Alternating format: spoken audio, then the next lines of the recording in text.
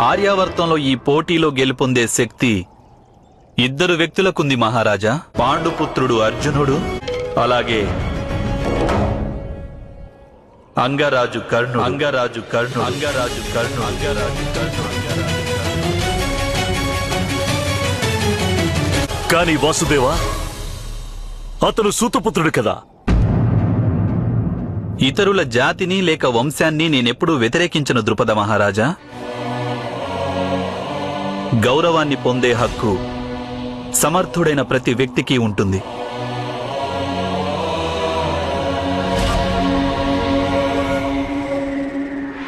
కర్ణుడు అధర్మానికి సహకరిస్తున్నందుకు నాకు అవశ్యం దిగులుగా ఉంది.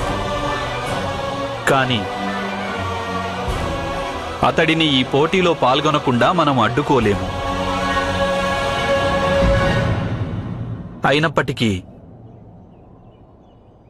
కర్ణుణ్ణి వివాహం చేసుకోవడం ద్రౌపదికి ఇష్టం లేకుంటే ఆమె తప్పకుండా నిరాకరించవచ్చు.